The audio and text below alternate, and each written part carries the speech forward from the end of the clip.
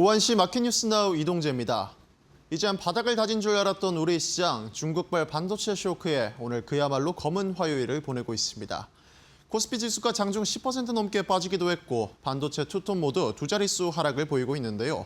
오늘의 주요 뉴스 함께 살펴보시죠. 이혁원 금융위원장이 오늘 단일 종목 레버리지 상장지수 펀드 관련 수요가 충분히 진정되지 않으면 개인별 투자 한도를 성정하는 등 추가 조치를 검토하겠다고 밝혔습니다. 이 위원장은 오늘 오전 서울 여의도 금융투자협회에서 단일 종목 레버리지의 유동성 공급자 역할을 하는 주요 증권사 및 자산운용사 등과 간담회를 가졌습니다. 이 위원장은 오는 31일로 시행 시점을 앞당긴 기본 예탁금 강화 등 레버리지 ETF 보완 방안 정책의 효과를 우선 점검할 것이라면서도 만약 수요가 충분히 진정되지 않을 경우에 대비해 추가 조치 역시도 선제적으로 검토 및 준비하겠다고 말했습니다. 그러면서 여시로 개인의 금융투자 상품 총 투자 금액에서 단일 종목 레버리지의 비중을 20% 이내로 제한하는 총량 관리 방안을 언급했습니다. 이 밖에도 주기적 재교육 및 선행 투자 경험 요건 신설 등도 추가 조치에 예시로 들었으며 자산 운용업계엔 단일 종목 레버리지의 리밸런싱이 장 종료 직전에 집중되는 경우 시장 변동성을 보다 증폭시킨다는 우려가 있는 만큼 리밸런싱 시점을 분산해달라고 주문했습니다. 중국이 이머전 방식의 DUV 노광 장비를 자체 개발했으며 생산까지 돌입한 것으로 알려졌습니다. 미국 디인포메이션에 따르면 상하이의 한 정부 지원 반도체 장비 업체는 자체 개발한 DUV 노광 장비의 생산을 시작했고 해당 업체는 올해 약 5대의 장비를 생산하며 내년까지 생산량을 20대 수준으로 확대하는 것을 목표하고 있다고 보도했습니다. 이번에 생산되는 장비는 중국 최대 파운드리 업체 SMIC와 황반도체, CXMT 등에 우선 공급될 예정입니다. 해당 기업들은 미국 의회가 추진 중인 대중 반도체 규제 법안에서도 ASML 장비 판매 및 유지 보수 제한 대상으로 거론되는 핵심 기업들입니다. 미국은 2019년 이후 중국의 첨단 반도체 산업을 견제하기 위해 ASML의 EUV 노광 장비 중국 수출을 사실상 전면 차단했고 최상급 이머전 DUV 장비에 대해서도 수출 규제를 확대해 왔는데 이번 생산 개시는 미국의 수출 규제가 오히려 중국의 장비 국산화를 앞당긴 것으로 해석되고 있습니다. 미국 연방준비제도가 현지 시간 28일 FOMC 1일차 회의를 여는 가운데 시장이 예측한 기준금리 인상 가능성이 한 달 새 크게 높아진 것으로 나타났습니다.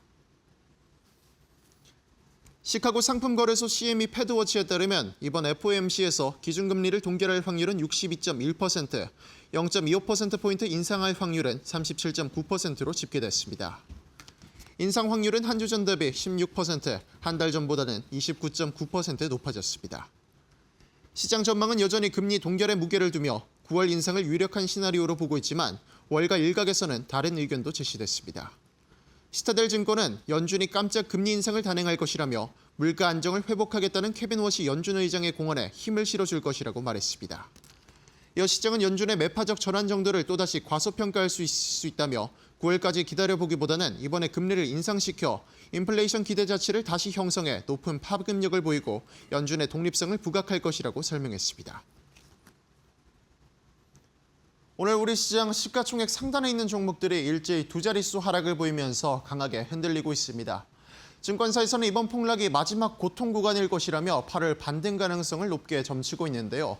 다만 양지수 모두 오늘 서킷 브레이크가 발동되면서 시장 전반은 움츠러든 모습입니다.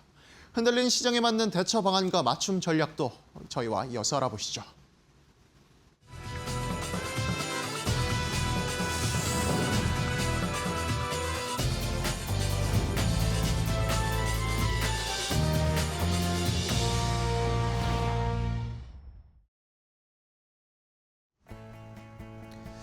자, 아웃장의 출발도 이데일리 TV와 함께 해주시죠. 마켓나우 3부 이어가겠습니다. 자, 검은 화요일입니다. 검은 화요일도 있고 검은 월요일도 있었고 검은 금요일도 있었고요. 시장이 요즘 계속 변동이 엄청 심하고요. 변동이 위로 올라가는 건 잘 나오지 않고 지금 이제 계속 하락, 매도 사이드카, 매도 그리고 서킷 브레이커 이런 쪽으로 자꾸 하방으로 시장이 내려가고 있습니다. 자, 지금 이번 주에 어제도 말씀드렸지만 중요한 이슈들이 너무나 많이 산적해 있는데 그것을 지금 확인하기 전까지는 어느 하나도 확실한 것이 없기 때문에 이러면서 불안감이 더 고조되고 있는 것으로 보이고 외국인들도 역시 계속해서 지난주에는 좀 매수를 하는가 싶었더니 오늘은 다시 또 일제히 하락으로 매도의 포지션을 잡고 있습니다. 자, 선물을 어느 정도까지 팔지도 좀 체크를 해봐야 하겠고요. 전쟁 이야기, 유가, 금리, FOMC 회의에서 또 어떤 이야기가 나올지 모르는 전혀 알 수 없는 상황. 이런데 또 트럼프 대통령은 오늘 새벽에 금리를 내려야 된다라고 또 얘기를 했습니다. 이게 FOMC의 일말의 희망이 될 수 있을지 좀 살펴봐야 되겠습니다.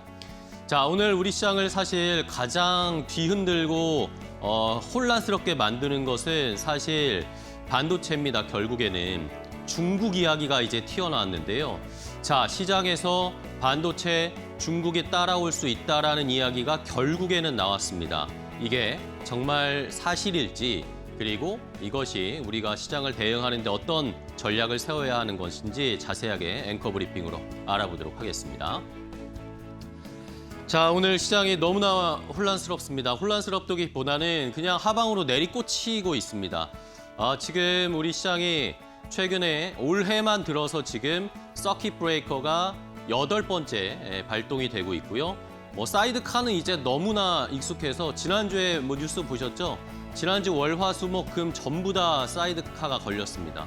이러면서 시장은 엄청난 변동성을 나타내고 있고, 이러니까 지금 개인 투자자분들, 저희도 전문가도 그렇고 방송하는 저도 그렇고 이게 너무 혼란스럽고 부담스러운데 개인 투자자분들도 지금 피로감을 엄청나게 호소하시는 분들이 여기저기서 속출하고 있고, 이러니까 또 아이러니한 것은 국장은 정말 못하겠다.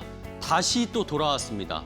미국에서 매수를 하는 양이 개인 투자자들이 늘어났다라는 그런 수치들도 나오고 있어서 시장이 지금 양극화되어 가고 빠져나갈 분들은 빠르게 빠져나가는 그런 모습이 나타나고 있습니다. 자, 지금 이게 코스피 차트입니다. 코스피 차트가 무섭게 올라오고 있었거든요. 무섭게 5월, 6월, 7월에 좋은 흐름을 나타내고 있다가 그 뒤로 지금 급격하게 떨어지고 있습니다. 자, 일단은 이 빨간 선이 121선입니다. 코스피 121선이 깨졌습니다. 어제까지 어느 정도 좀 버텨주는가, 어제 상승으로 마감을 하면서 좀 버텨주나 싶었는데 오늘 여지없이 그냥 시작하자마자 깨버렸고요. 지금도 코스피가 10% 가까이 하락세를 나타내면서 자, 이제는 121선이 깨졌기 때문에 200일선을 향해서 갑니다. 지금 이 파란 선, 아래에 있는 파란 선이 200일선인데 지금 여기까지 치고 내려갈 수도 있는 상황. 그렇게 되면은 만약에 200일선까지 닿게 되면 6,000포인트가 깨질 수도 있습니다. 6,000포인트가 깨지고 다시 올라올 수 있을지. 일단은 우리가 기본적으로 생각하는 거 이동평균선 맞고 다시 좀 반등하게 했으면 좋겠다라는 바람을 갖고 있는데 일단은 시장이 외국인도 그렇고 세력들이 우리 시장을 강하게 털고 있습니다. 조금 더 털겠다라는 그런 의지가 강력하게 보이고 있죠. 이러면서 개인 투자자분들이 엄청난 피로를 호소하고 있습니다. 과연 이게 마지막 털기일까요? 아니면은 정말 말씀드린 것처럼 200일선까지 터치하고 아니면 한번 깼다가 올라갈까요? 이런 추이를 계속 저희가 전체적인 개별 종목 단위 아니라 전체적으로 지금 지수를 살펴봐야 하는 상황입니다. 자, 오늘 시장을 사실 가장 크게 흔들고 있는 것은 삼성전자 하이닉스가 지금 10% 넘게 빠지고 있기 때문인데 여러 이야기, 이 반도체 고점 논란, 캐펙스 투자에 대한 이야기 이런 것들은 이제 우리가 다 어느 정도 소화를 했습니다. 근데 문제는 어제 오늘 이번 주가 계속 나오고 있는 이야기가 중국 이야기가 지금 쏟아져 나오고 있어요. 중국이 결국에는 메모리 쪽에 빠르게 속도 따라올 것이다. 더 나아가서는 HBM 쪽에서도 중국이 따라올 수 있을 것이다. 이런 논리들이 만들어지고 있거든요. 자, 세 가지입니다. 크게 중국에서의 중국발 충격이 오는 큰 세 가지 빅3가 있는데 일단 어제 상장했던 CXMT 이야기입니다. CXMT가 어제 상장하고 나서 하루 만에 상장하자마자 거의 500%, 장중에 500%가 넘게 올랐고 466% 급등 마감을 했습니다. 이러니까 워낙 기본적으로 공모가가 싸기도 했고요. 그런데 그러면서 자금이 엄청나게 쏠리다 보니까 시가총액이 CXMT가 어제 715조 원까지 올라갔습니다. 4,880억 달러. 근데 미국의 나스닥의 인텔이요. 4,656억 달러입니다. 682조.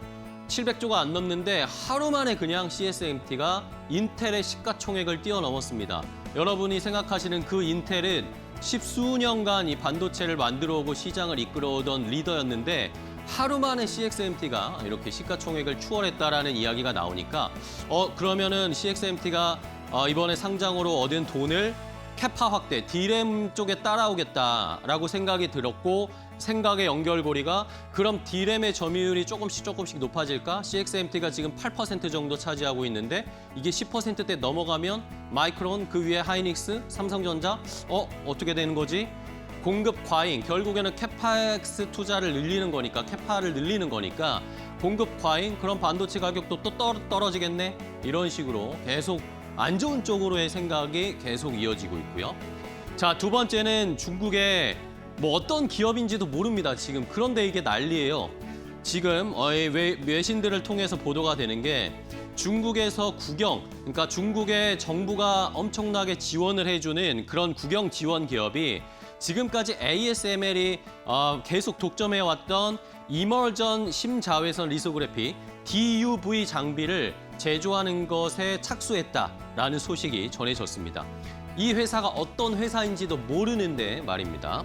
자, 이러면서 지금 2026년 올해에 SMIC나 화홍이나 아니면 뭐 CXMT에 이 DUV 장비를 올해 5대를 납품할 거다라고 얘기를 했고요.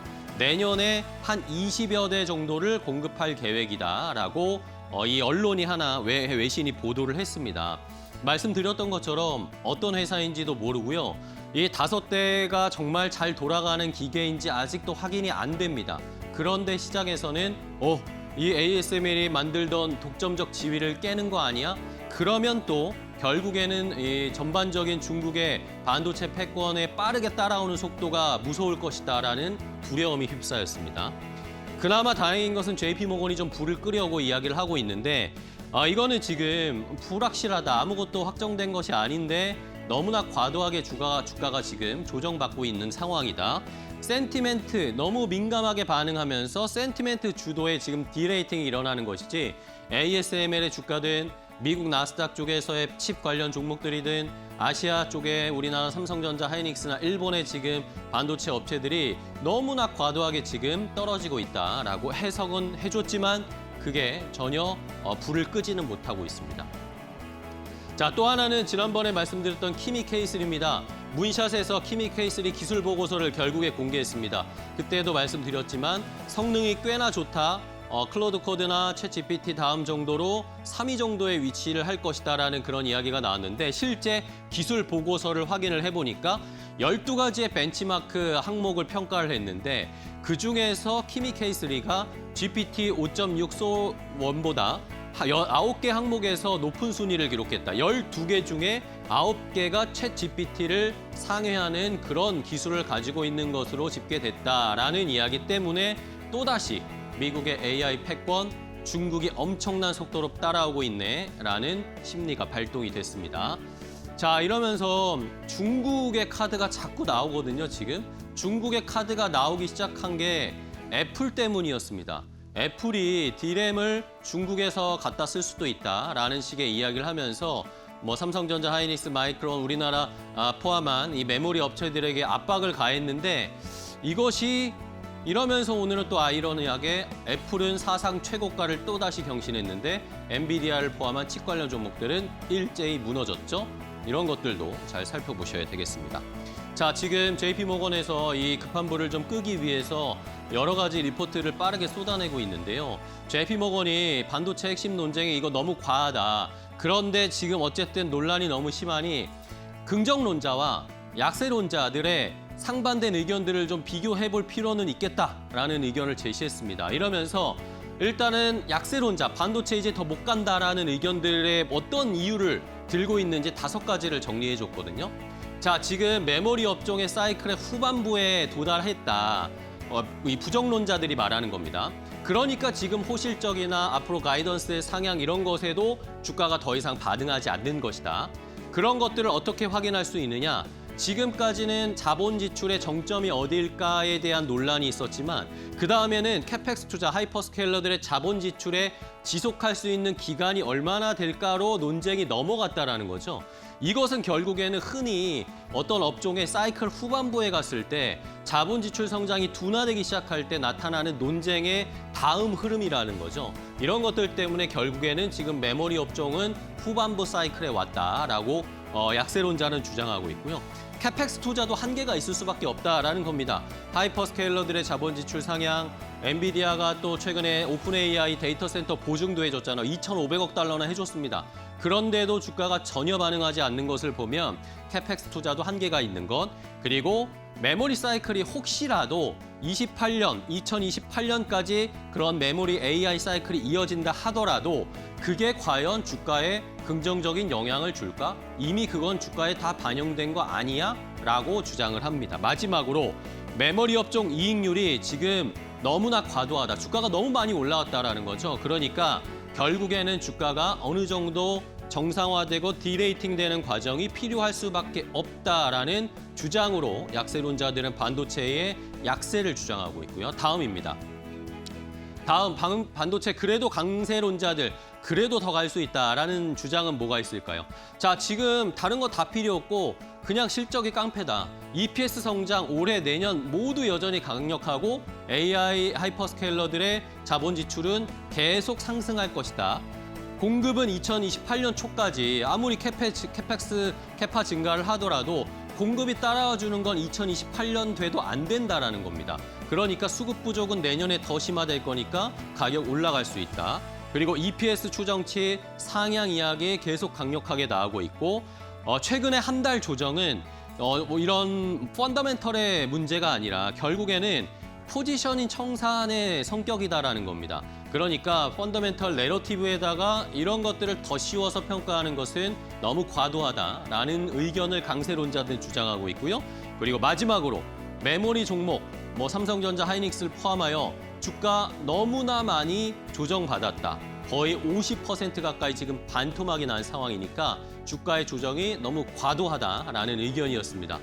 자, 약세론자의 의견 앞에서 보셨고요. 강세론자들의 의견을 보셨습니다. 시청자 여러분들은 어디에 조금 더 수긍이 가고 어디가 이성적으로 더 긍정적인 맞는 판단을 하고 있는 것인지 한번 잘 계산을 해보시고 반도체 투자 이어갈 것인지 아니면은 이제는 하차할 것인지 잘 판단해 보시기 바랍니다. 앵커 브리핑이었습니다.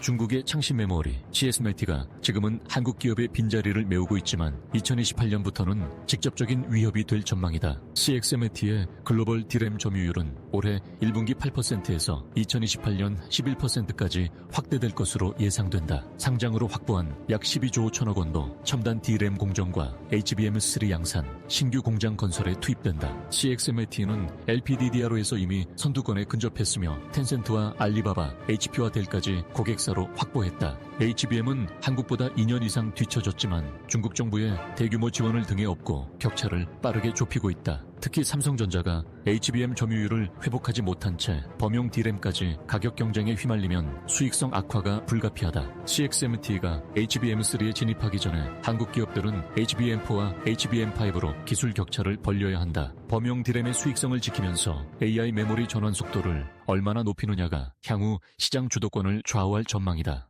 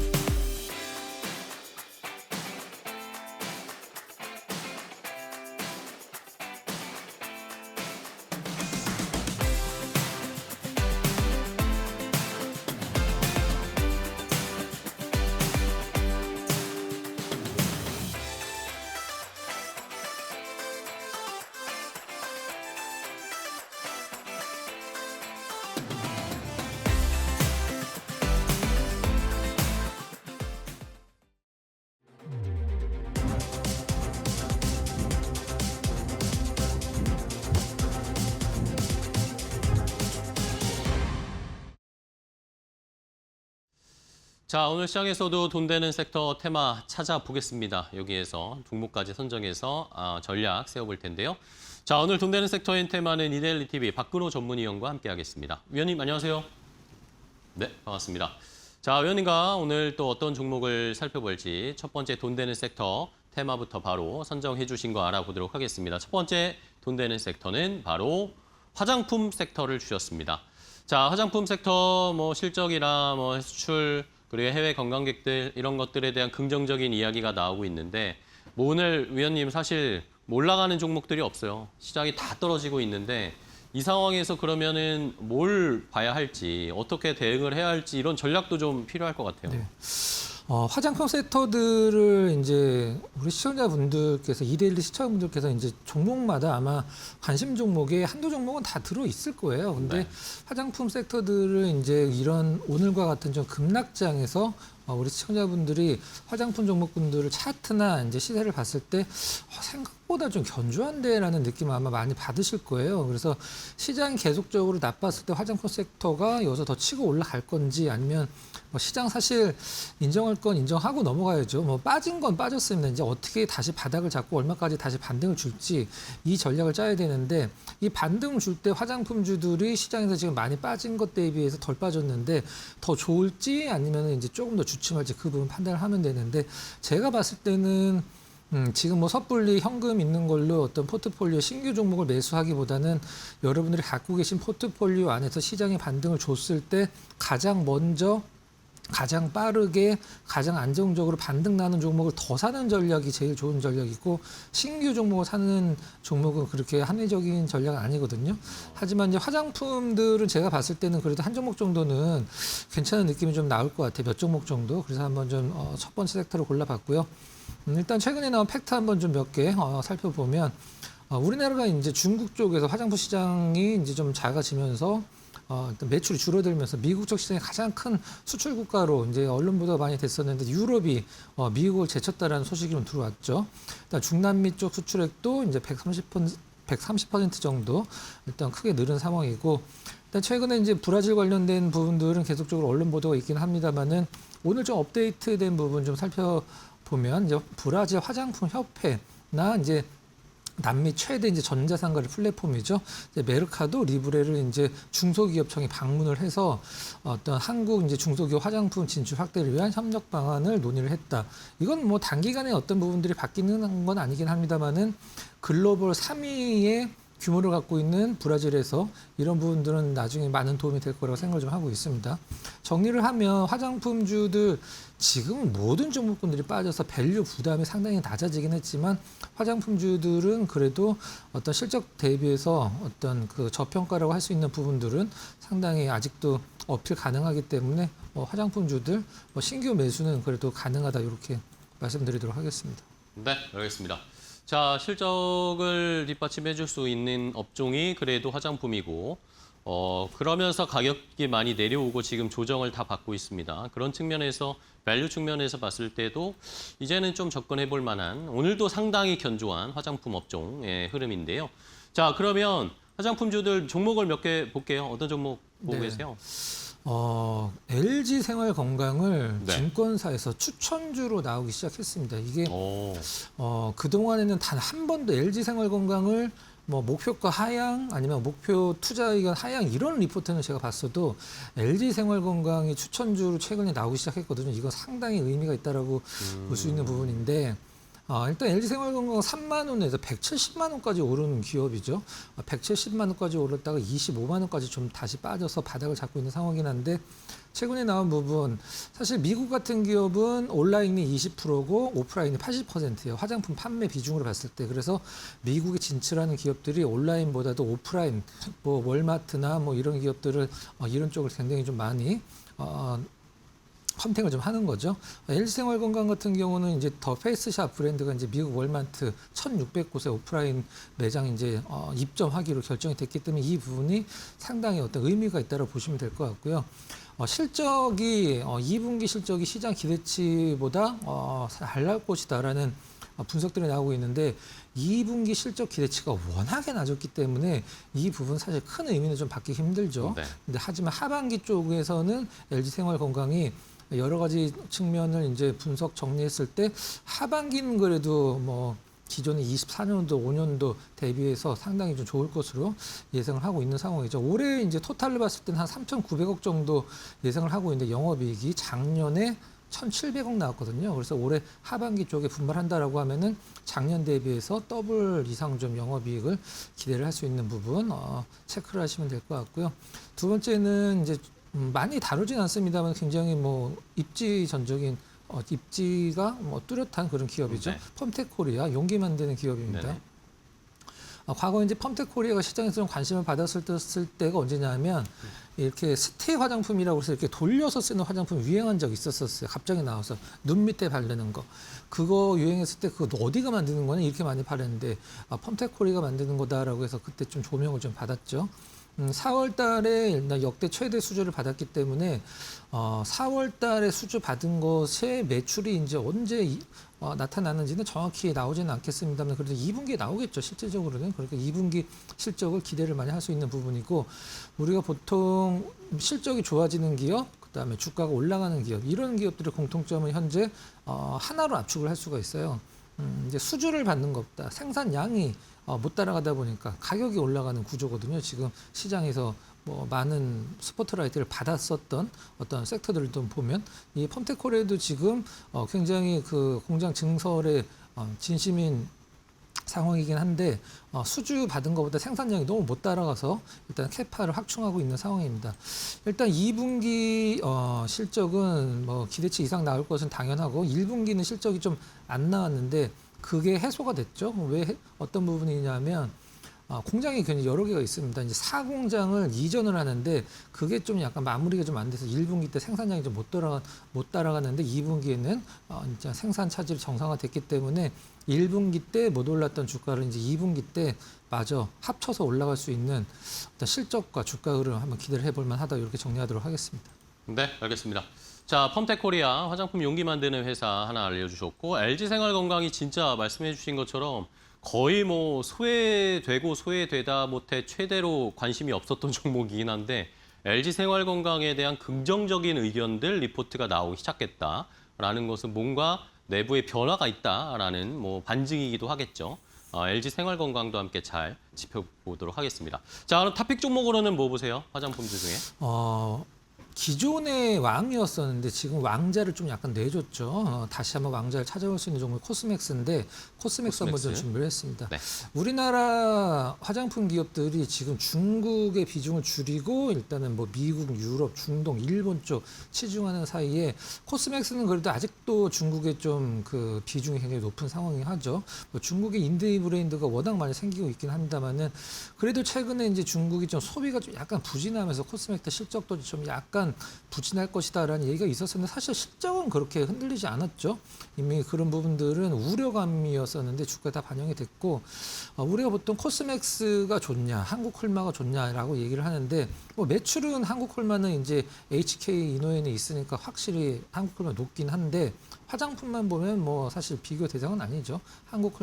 코스맥스가 훨씬 큽니다. 한국콜마 올해 시초가와 1월 2일 첫 거래 기준가와 얼마 전에 고점을 비교를 하면 100% 주가가 올랐거든요. 근데 코스맥스는 오른 게 없습니다. 이런 부분들이 오히려 코스맥스의 밸류 부담을 조금 더 매력적으로 나타낼 수 있는 부분이고 올해 작년에도 워낙 좋았는데 올해도 매출이 전년 대비해서 17%, 영업이익은 30% 정도 증가할 것이라고 시장은 이제 내다보고 있기 때문에 ODM 중에 하나 산다라고 하면 이제 코스맥스가 한국콜마 주식을 이제 주가를 따라갈 가능성이 높죠. 가격적인 전략은 매수가는 현재가, 목표가는 25만 원, 손절가는 17만 원으로 한번 잡아보도록 하겠습니다. 네, 알겠습니다. 자, 이렇게 코스맥스까지 화장품주들 한번 지금 전반적인 조정이 나왔을 때 실적이 탄탄하게 받쳐주고 앞으로의 업황이 나쁘지 않을 것들로 포트를 한번 잘 조정해보는 전략도 유효할 것 같습니다. 화장품주들 돈 되는 섹터 첫 번째 확인을 해봤고요. 자, 다음 두 번째 돈 되는 섹터도 바로 확인해 보겠습니다. 박근호 위원의 선택은 바로 식품주를 주셨습니다. 음식료 업종을 주셨는데 뭐 이것도 뭐 시장이 지금 어려운 상황이니 뭐 방어 섹터의 개념으로 봐야 될까요? 아니면 실적주로서의 선택이라고 봐야 될까요? 어떤 선택이셨어요? 두 개가 한 반반 정도 섞여 있다고 보시면 예. 될 것 같은데요. 일단 식품주들을 따로 뭐 이렇게 모멘텀이 이런 것 때문에 생길 것이다라고 설명드리는 것은 뭐 사실 큰 부분은 없긴 합니다만은 식품주 전반적으로 시장 대비해서 주가 흐름 자체가 굉장히 견조한 흐름을 보여주고 있어요. 그리고 수급도 굉장히 좋은 기업들이 있거든요. 그래서 식품주들을 뭐 포트폴리오에 꼭 담자 이런 이런 부분보다도 네. 어떤 식품주들이 지금 이렇게 어려운 시장에서 잘 버티고 있으니까 앞으로 어떤 흐름을 보여주는지 한번 좀 살펴보자 이런 개념으로 한번 좀 준비를 해봤습니다. 네, 바로 그러면은 종목 좀 몇 개 볼까요? 어떤 종목 유심히 보고 계세요? 동서를 좀 준비를 했습니다. 일단 뭐 우리나라 커피 믹스로는 뭐 당연히 뭐 7~80% 점유율을 기록하고 있는 기업이죠. 네. 삼성전자 이병철 회장이 평생의 은인으로 삼고 있는 분이 바로 동서식품 김재명 명예회장이죠. 일단 뭐 국내 식품 중에 어떤 것들이 많이 팔리냐, 뭐 만두가 많이 팔린다, 아니면 뭐 과거에는 김밥, 냉동김밥이 수출이 많이 됐다, 아이스크림이다, 뭐 이렇게 많이 생각하시는데 우리나라 식품 중에서 그 수출 3위가 바로 커피거든요. 이제 믹스 커피, 뭐 아니면 캔 커피, 아니면 컵커피 이런 건데. 이게 이제 3억 8천만 달러나 1년에 팔리고 있는데 동서는 수출을 안 하죠. 일단은 몬델리즈와 이제 50대 50으로 동서식품 그 계약이 되어 있기 때문에 몬델리즈가 이제 커피 사업을 하는 한 뭐 외국에 진출 안 하겠다 이런 계약이었었는데 몬델리즈 커피 팔았죠. 이제 수출해도 될 것 같은데 뭐 왜 안 하는지 모르겠습니다. 이디야는 굉장히 많이 수출을 하고 있는데 커피 믹스를 이 부분 좀 아쉬운 부분이고 일단은 뭐 동서식품 같은 경우는 뭐 시장에서 지금 커피 믹스에 관련된 성장률이 뭐 저조하다. 뭐 이미 찼으니까 사실 성장은 할 수는 없겠죠. 최근에는 이제 커피 믹스뿐만이 아니라 이 캡슐 커피 쪽으로 일단은 좀 퍼포먼스가 나온다 이렇게 보시면 될 것 같고요. 네. 두 번째는 거의 안 다루는 종목인데 롯데 웰푸드 한번 좀 준비를 했습니다. 최근 인도 공장에서 우리가 보통 초코파이 하면은 뭐 오리온 생각을 할 수밖에 없는데 지금 인도에서 롯데 이 웰푸드가 만드는 롯데 초코파이가 뭐 연매출이 1,000억이 넘는다라고 합니다. 그래서 공장 증설을 할 수밖에 없는 상황이라는 부분들. 최근에 오정세 씨가 굉장히 좀 많이 뜨고 있는데 오정세 씨 또 모델로 발탁을 해서 기안84도 마찬가지죠. 이 브랜드들이 최근에 이제 폭발적인 또 흥행도 하고 있어서 거래량은 굉장히 없습니다만은 그래 롯데 웰푸드도 한번 관심 있게 보셨으면 좋겠다 해서 좀 준비를 해봤습니다. 네. 자, 그러면은 음식료 식품 업종에서 탑픽 종목도 바로 한번 체크를 해볼까요? 어떤 거 고르셨어요? 지금 수급으로 보나 아니면은 저점에서 가격 메리트로 보나 농심이 지금 수급이 굉장히 농심. 좋거든요. 여러분들이 HTS에서 외국인 기관 수급으로 농심 한번 살펴보시면 이거 보통 수급이 아닌데라고 생각을 하실 수도 있어요. 삼양식품이랑 잠깐 비교하고 마무리 짓도록 하겠습니다. 삼양식품이 농심 대비해서 지금 시총이 4배가 많습니다. 농심 2조 원대, 삼양식품 8조 원대죠. 일단 매출 기준으로는 농심이 50%가 삼양식품보다 더 많아요. 근데 영업이익으로 보면은 뭐 사실 말이 달라지죠. 삼양식품이 농심보다 영업이익이 3배가 더 300%가 더 셉니다. 왜 이제 시총이 더 높은지 이해가 가능한 부분이죠. 가장 중요한 거 말씀드리고 이제 가격 전략할게요. 식품 기업들의 주가를 견인할 수 있는 단 한 가지가 있다라고 하면 가격 인상이 되겠죠. 최근에 농심 라면 가격 올리고 있어요. 일단 뭐 용기면이라고 얘기하는 사발면 기준으로 한 6%, 그다음에 과자는 한 5.5% 일단 가격 인상을 했고 다음 달 1일부터죠. 일단 신라면 동결을 한다라고 합니다. 하지만 가장 많이 팔리는 이런 뭐 용기면이나 뭐 스낵 같은 경우 가격 인상으로서 매출과 영업이 조금 더 좋아질 수 있는 부분이 있고 가격적인 전략 말씀드리면 뭐 매수가는 현재가 워낙에 지금 주가가 하향 안정화되어 있기 때문에 리스크 없죠. 목표가는 45만 원, 손절가는 35만 원으로 딱딱 끊어서 제시를 해드리도록 하겠습니다. 네, 알겠습니다. 자, 농심의 수급이 최근 심상치 않다라는 그런 의견도 주셨으니까 시청자분들도 한번 찾아보시고 투자 전략 참고해 보시기 바랍니다.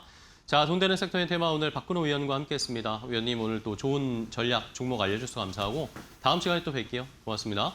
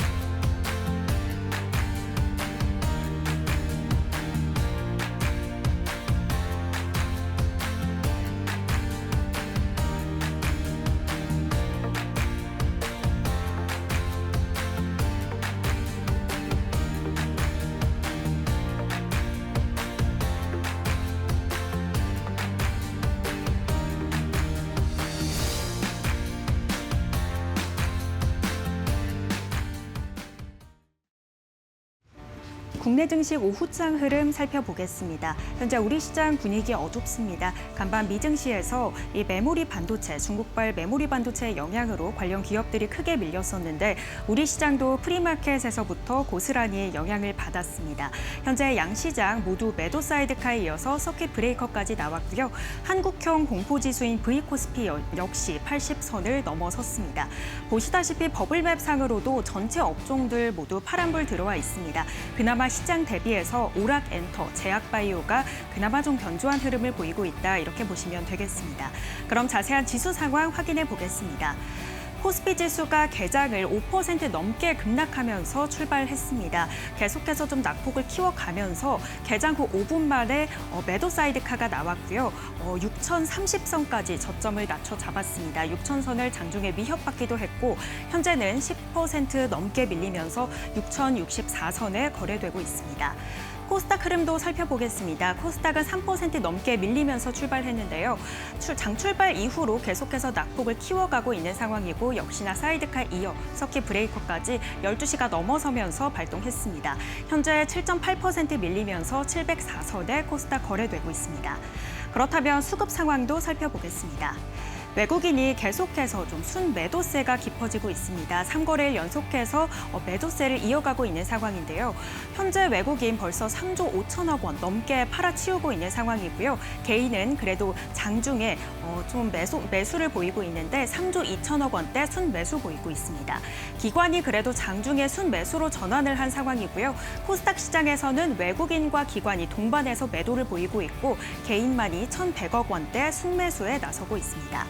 그렇다면 코스피 시가총액 1위부터 5위권의 흐름도 살펴보겠습니다. 삼성전자와 SK하이닉스 반도체 투톱들의 하락이 굉장히 큰 상황입니다. 각각 12%, 13% 넘게 하락하고 있고요. 삼성전자는 22만 원 선에 거래되고 있고 SK하이닉스는 157만 원 선까지 떨어졌습니다. 이어서 SK스페어가 15%, 삼성전기도 15% 넘게 하방 압력 받아가고 있는 상황이고요. 이어서 6위부터 10위권도 열어보시죠. 6위부터 10위권도 일제히 하락합니다. 코스피 시가총액 1위부터 10위권 사이에서 상승하는 종목을 찾아보기 어려운데요. 현대차 9% 넘게 하락하면서 38만 원 선에 거래되고 있고요. 현재 LG에너지솔루션도 6% 넘게 빠집니다. 제약바이오와 이 자동차 또 2차 전지까지 금융단까지도 오늘 밀리고 있는 상황인데요. 삼성바이오로직스가 지난주에 영업이익만 1조 원을 넘기면서 호실적에 어제까지도 상승을 했습니다. 오늘 그나마 장 초반까지 계속해서 빨간불 유지해 줬는데 결국 삼성바이오로직스도 하락 전환하고 말았습니다. 현재 약보합권에 거래되고요. KB금융 4% 넘는 하방 압력, 삼성생명 11% 넘게 빠지면서 금융단도 오늘 밀리고 있습니다. 이어서 코스닥 1위부터 5위까지 시가총액 상위 종목들 살펴보시죠. 코스닥 1위부터 5위권 일제히 하락합니다. 알테오젠이 6% 넘게 빠지고 있고 에코프로 형제주들도 각각 8%, 7%대 낙폭 그리면서 7만 원 선에 또 10만 원 선에 거래되고 있습니다. 어제 이 레인보우 로보틱스가 크게 올랐습니다. 현대차 그룹이 AI 세션에서 좀 피지컬 AI 구체적인 협력 방안이 공개되면서 로봇 관련 종목들 기대감 받아갔죠. 오늘 상승폭 사실상 거의 다 반납을 했습니다. 레인보우 로보틱스 10% 넘게 빠지면서 40만 원 선에 거래되고 있고요. 주성 엔지니어링이 11% 좀 넘게 빠집니다. 관련해서 중국이 DUV 노광 장비를 개발 돌입했다라는 소식에 EUV 관련된 장비단이 크게 밀리고 있습니다. 코스닥 시가총액 6위부터 10위권도 살펴보겠습니다. 역시나 장비단이 좀 크게 밀립니다. 리노공업이 11% 넘게 하방 압력, 원익 IPS가 14% 넘게 빠지면서 9만 1,000원까지 내려왔습니다. HLB가 3.5% 하락하고 있고요. 1위부터 10위권 사이에서 파마 리서치만이 현재 상승합니다. 1.7% 상승하고 있는데요. 리쥬랑 관련 기업인데 리쥬랑 성장률 자체는 둔화됐지만 화장품 쪽에서 해외 매출이 늘어나면서 성장 기대감 받아갑니다. 이외 ABL바이오 4.68% 하방 압력 받아가고 있습니다. 오후장 흐름 짚어봤습니다. 자, 이렇게 오후장의 종목 이야기로 또 이어가 보도록 하겠습니다. 오후장 종목 레이더로 바로 이어갑니다. 자, 어려운 시장 우리 서동구 위원과 함께 해법을 찾아보겠습니다. 이데일리 TV 서동구 전문위원입니다. 위원님 안녕하세요. 네, 안녕하세요. 반갑습니다. 자, 오늘 매우 어려운 시장입니다. 매우 어려운 시장이지만 또 이 시장 종목을 통해서 분위기를 파악하고 좀 대응 방법도 알려주세요. 첫 번째 종목부터 바로 가겠습니다. 자, 첫 번째는 네이버입니다. 네이버가 주말 사이에 있었던 이 샌프란시스코 AI 서밋에 어쨌든 가장 수혜를 받는, 부각받는 종목으로 어제 뭐 급등이 나왔다가 지금 다시 다 거의 반납을 하는데 뭐 네이버만 반납하는 게 아니라 전부 다 지금 시장이 이렇거든요. 그렇습니다. 위원님 어떻게 보세요? 지금 시장은 한마디로 뭐 수급과 심리가 모두 다 무너진 네. 그런 상태이기 때문에 어떠한 종목을 어떠한 재료를 가지고 얘기를 한들 의미 없는 그런 상황까지 전개가 되고 있다. 네. 이렇게도 말씀드릴 수 있습니다. 그럼에도 불구하고 우리가 또 앞으로 시장이 조금이라도 진정이 되고 안정이 됐을 때 어떠한 종목이 어떠한 이슈라든가 내용을 가지고 움직여줄 수 있는지 그러한 부분들은 또 체크해야 되지 않을까 이런 말씀을 좀 드리면서 크게 보면 네이버는 이제 두 축을 가지고 앞으로 하반기 내년 시장을 대비해야 되지 않을까 이렇게 말씀을 드리겠습니다. 사실 엔비디아가 우리 흔한 말로 뭐 순환금융이라는 부분들 관련돼서 여러 논란이 있잖아요. 그런데 이거는 네이버의 어떤 면에서는 1조 4천억의 지분을 취득한다라는 거. 네, 그런데 3대 주주로 올라섰다라는 것은 이제 엔비디아의 어떤 면에서는 모든 하고자 하는 행위라든가 이런 거에 이제 진입이 된다. 이런 측면으로 우리가 좀 바라볼 필요가 있지 않겠느냐. 지금 당장 어떠한 뭐 매출이라든가 실적이 급격하게 나오는 건 아니겠지만 그러한 측면에서 이 AI 팩토리 사업과 관련된 부분에 있어서 이제 국내에서는 유일하게 네이버가 주도권을 잡고 나갈 수 있지 않겠느냐 이렇게 이제 보면 되겠고 또 우리가 뭐 디지털 자산법과 관련된 여러 가지 논란도 있긴 합니다만은 12월 3일 날 예정이죠. 네이버 파이낸셜하고 두나무의 합병이 이제 완료가 되면서 이쪽 부분에 있어서도 또 다른 성장의 날개를 장착할 수 있다. 이런 쪽에 우리가 좀 주목해 볼 필요가 있을 것 같습니다. 또 하나 수급적으로도 1조 원대의 자사주를 소각한다라는 거 그리고 또 아까 말씀드렸듯이 대규모 자금을 유치해서 자금에 대한 부담감에서도 좀 벗어나고 있다라는 거 이러한 것들을 감안한다라면 이제 성장이라는 두 축을 가지고 올해 또 내년도 매출을 비롯해서 안정적인 영업이익이 어떻게 나오느냐 이런 쪽을 지금부터 우리가 좀 관심 있게 봐야 되지 않을까 이런 말씀을 드리겠습니다. 지금 일봉의 모습을 보시면요. 지난 6월 달에 단기적인 이슈 등을 토대로 해서 뭐 여러 얘기들이 나오고 있었습니다만은 그 이후에 급등하고 그리고 나서 이제 원위치를 했습니다. 원위치를 하면서 주가가 요 18만 원과 19만 원 사이에서 하방을 잡아주고요. 그리고 서서히 우상향의 모습을 보이다가 바로 이번에 엔비디아로 인해서 뭔가 주가가 새로운 어떤 급등의 모습을 보여주었다라고 볼 수 있는데 당시 6월 달의 거래량과 지금의 거래량을 보시면 어떻습니까?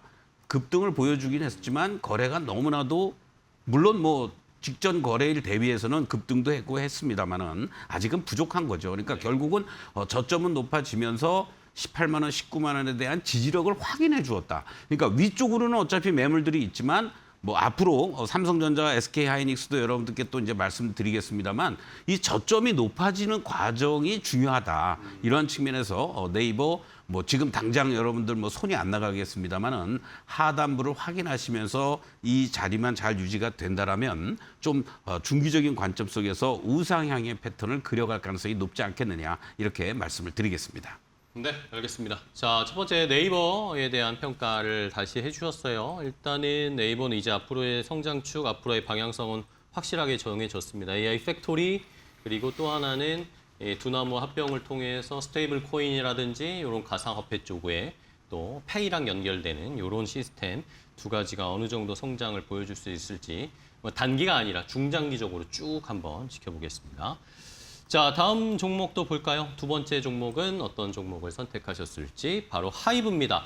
하이브가 오늘 아마 실적 발표를 할 거예요, 그죠? 예, 근데 꽤나 실적이 좋을 걸로 예상이 되는데 주가는 뭐 전혀 반응이 없었잖아요. 그렇습니다. 이제 지금 오늘 이 시간을 통해서 여러분들께 말씀드리는 하이브의 경우에도 어떤 면에서는 아까 네이버와 비슷한 그런 어떤 모습을 보이고 있다라고 볼 수 있겠고 사실은 뭐 BTS가 돌아와서 광화문 공연부터 해서 여러 논란도 있고 그럼에도 불구하고 월드컵에서도 또 공연도 네. 하고 말이죠. 전 세계적인 이 BTS 공연에 열광하고 있는 건 사실인 것 같습니다.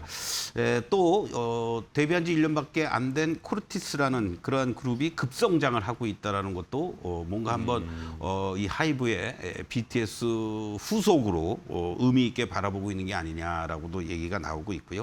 이 BTS 투어의 기획 상품인 MD라든가 또 데뷔 1년 차인 이 코르티스 누적 판매량이 300만 종을 돌파해 주면서 이쪽 부분에 있어서도 지금 예상 실적과 관련된 부분이 반영이 된다라고 했을 때는 서프라이즈가 나오지 않겠느냐 이런 얘기들이 나오고 있습니다.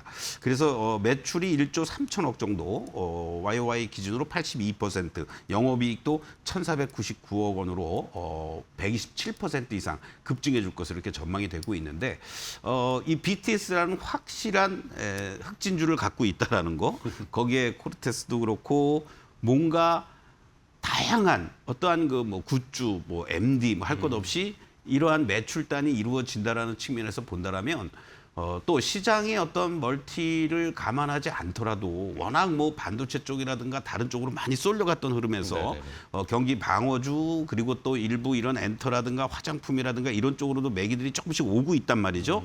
그런 측면에서 우리가 엔터 쪽에서도 대장주 역할을 해주고 있는 하이브도 관심 있게 볼 필요가 있지 않을까 이런 말씀을 드리면서 지금 일봉의 모습을 한번 보시면요. 지난 2월 달 연초였었죠. 41만 8천 원을 고점으로 하면서 주가가 이제 계속 하향세를 그리는 이러한 모습들. 아무래도 CU 리스크가 아직도 사실은 완벽하게 해소된 건 아니에요.